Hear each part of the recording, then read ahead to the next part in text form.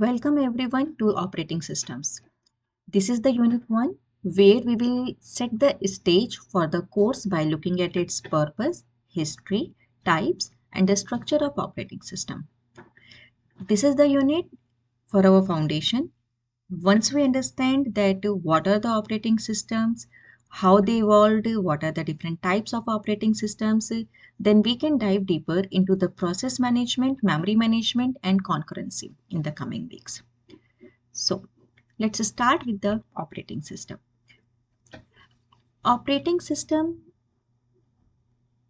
at its core, basically, it is a system software that manages all the hardware resources and provides all the essential services for your applications. It works as an intermediary.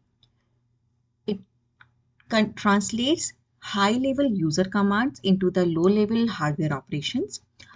It hides the complexity of the system so that you can use it easily. For example, if you have to type something on the keyboard, you just put your fingers on keyboard and it types on your screen. So you do not need to deal directly with the hardware. Or for example, if you need to take some printouts, you just press the print command and printouts, you take the printouts out from the printer. So all is this because you do not need to deal directly with the hardware. All this is done by the operating system. Operating system helps you to do all of these. So a nice analogy is there that a air traffic controller. It does not fly planes, but it makes sure everything operates safely, efficiently, and without any collisions. So operating systems has three main goals: execute user programs and make program solving easier, make the computer more convenient to use, and ensure hardware runs efficiently.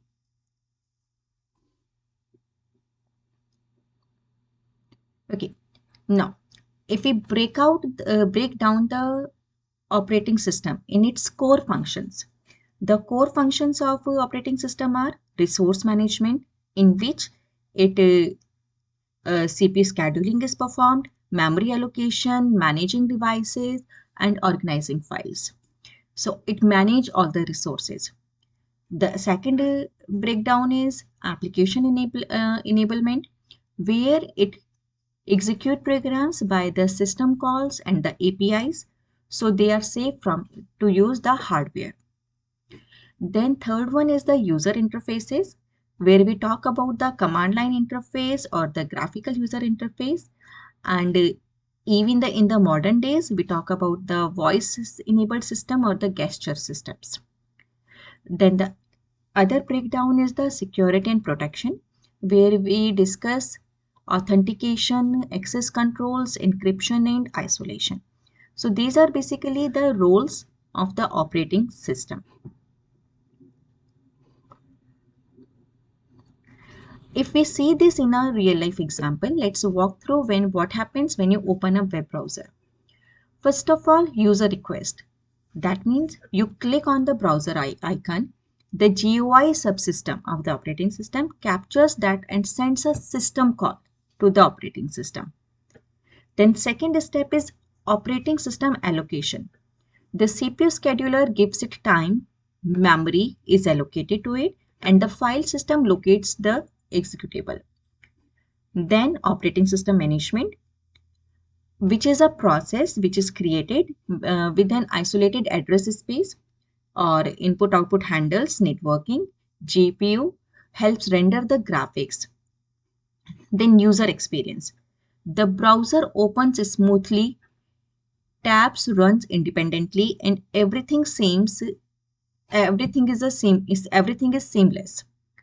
So the operating system here is quietly coordinating all the activities which are happening behind the scene and to give you a smooth experience. Then, evolution of operating systems. From the 1940s to the 1950s, we talk the eras of pre-operating system, where programs were loaded manually with switches and punch cards. There was no multitasking. Each request has to be performed manually, separately, in isolation. Then the next era was 1950s to 60s, which was an era of batch systems.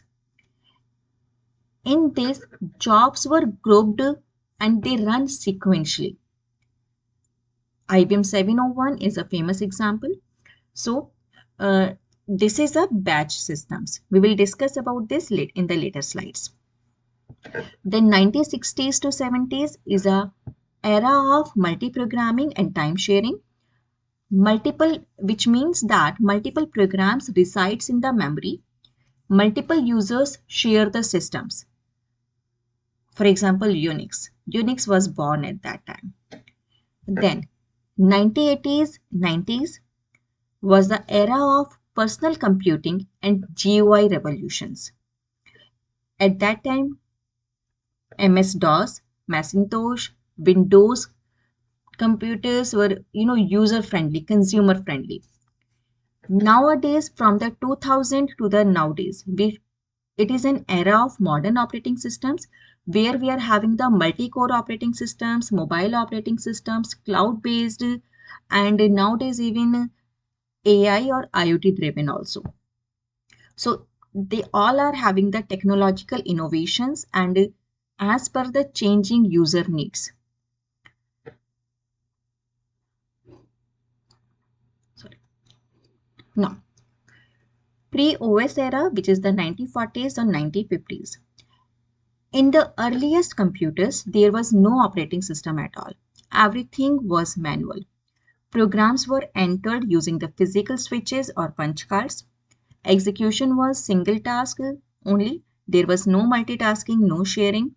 Programs were tightly bound to the specific hardware, and human operators had to do all the setup work for each job. It means that computers were mainly used by their inventors, military labs, and research centers, not for the general users, because it was very slow, inefficient, and highly specialized. Then, OS was invented to reduce human intervention and automate these processes. Then, first generation operating systems, which was the batch processing. After the pre-OS era, the next big step was the batch processing systems. In batch operating systems, jobs were collected into a batch and then executed sequentially. This reduced setup time since the operator did not have to load each job manually. The system would run each job to the completion before moving out to the next one. Key features here includes automated job sequencing and memory protection between jobs. For example, IBM 701 and UNIVAC were the early systems that introduced the batch processing. The big limitation was of batch processing that there was no user interaction during the execution. Once the job is started, you just waited until it finished, and debugging was very difficult.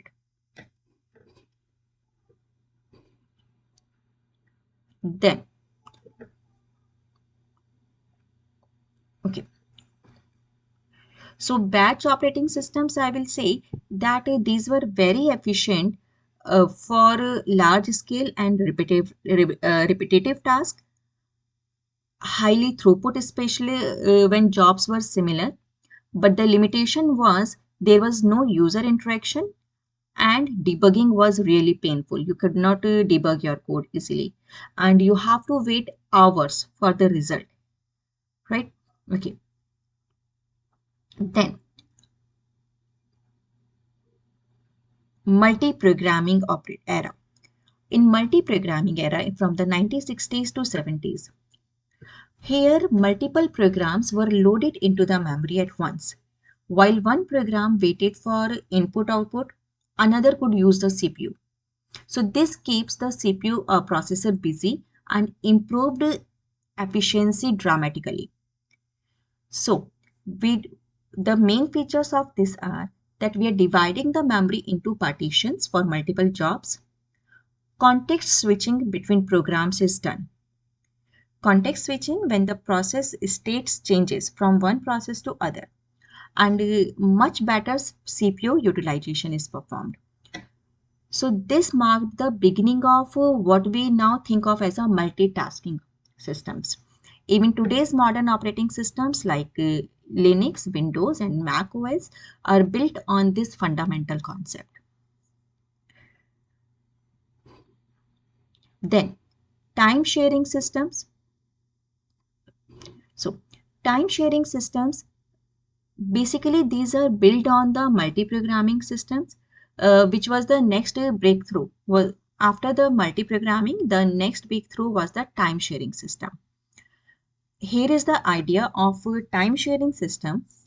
The CPU switches between multiple users so quickly that each one feels like they have their own computer. This enabled interactive computing, not just batch jobs, and users could type command, get response, and share resources concurrently. This was revolutionary because it um, enhanced the computing. Instead of one person monopolizing the machine, dozens could share it at the same time.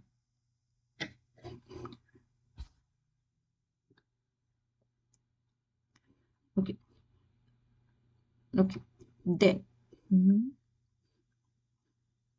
okay. Then we are having the Unix. Unix is one of the greatest milestones in operating systems history, which came in 1969 at the Bell Labs with Unix. It was developed by Ken Thompson and Dennis Ritchie, and it introduced all the concepts that are still fundamental today. It is portability, hierarchical file system for organizing data, pipes for inter-process communication, and a clean separation between kernel and the user space. Unix laid the foundation for Linux, BSD, Mac OS, and even for it even influenced the Windows also. If you look under the hood, almost all modern systems, all modern operating systems have the same DNA from the Unix. So,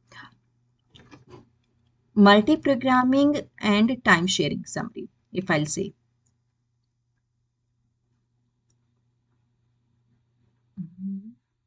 Okay, yes. Multi-programming and time sharing systems. Multi-programming maximized CPU usage by keeping it busy all the times, whereas time sharing made systems interactive and opened them all for multiple users. Unix provided a solid, portable, and powerful foundation that still shapes the operating systems design today. This was the era where computers really started to look like what we use now, both in terms of efficiency and user experience. Then, personal computers and GUI revolution. So, there are basically three milestones we discuss about. One is the MS-DOS, which was the Microsoft's disk operating system. It became the standard for IBM PCs. It was text-based, command-driven, and not user-friendly. But still, it was very simple and powerful enough to dominate. Then Apple Macintosh in 1984, which pioneered the graphical user interface using icons, windows, and a mouse-driven interface. This was the revolutionary because it made computers more accessible to the non-technical users. Because in MS-DOS, you need to give the commands for everything. But now with the help of GUI, you can just click on the icon and the operation will be performed. Then in 90s, Windows came and it brought the GUI to the mainstream PCs, combining MS-DOS popularity with a user-friendly interface. So the desktop paradigm, which we still recognize, that is the files, folders, icons, windows, This was the period in Apple and Windows time when it was 90s time, when it all was cemented. Open source revolution. Uh, While commercial systems dominated the retail market, another important movement was taking place, that was the open source softwares. In that, the first one was the GNU project. Uh, Richard Stallman launched the free software movement, aiming to create a completely free Unix-like operating system. So in 1991, Linus Torvalds, released the Linux kernel, which combined the GNU tools to form a complete operating system. This was the birth of open source revolution. Developers worldwide could collaborate, share code, and innovate at a pace that proprietary models struggle to match.